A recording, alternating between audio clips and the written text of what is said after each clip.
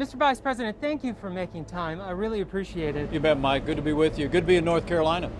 As you know, many families are fearful about putting their children back into schools. What is your message for fearful parents tonight?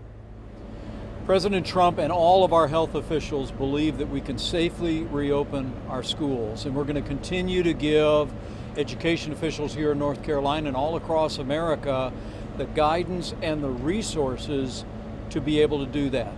One thing we know, studying data from around the world and around this country, is that the risk of the coronavirus to healthy children is very low.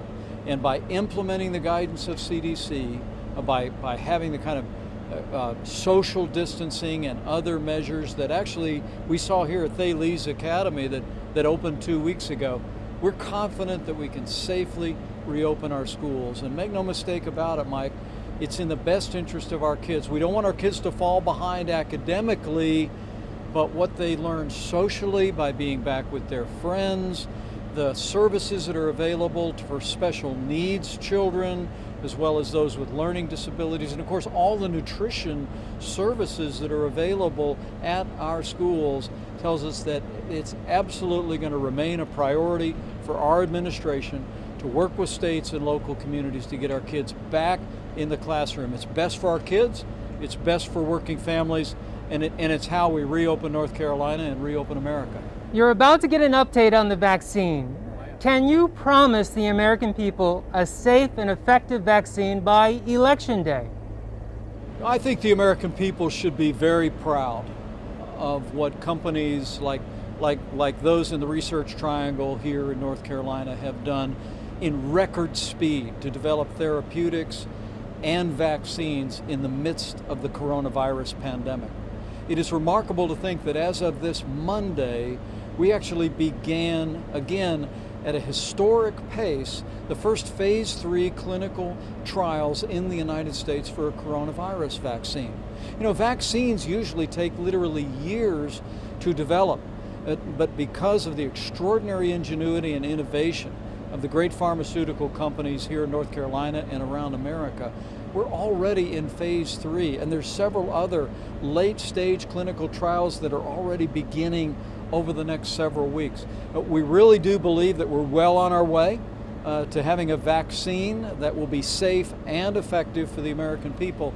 And maybe what's most exciting as well is that President Trump's direction, we're not waiting until the end of the clinical trial process to actually create vaccines. What we're actually doing in Operation Warp Speed is producing these vaccines even as we speak. So the moment the FDA confirms that a vaccine is safe and effective, we'll have tens of millions of doses to be able to distribute around the country. The president has said he wants to make his speech in North Carolina. Will it be in Charlotte, and what will that look like? Well, we love the state of North Carolina, and I know the president and I are truly honored that it'll be in Charlotte. It'll be here in North Carolina that we're renominated by the Republican Party.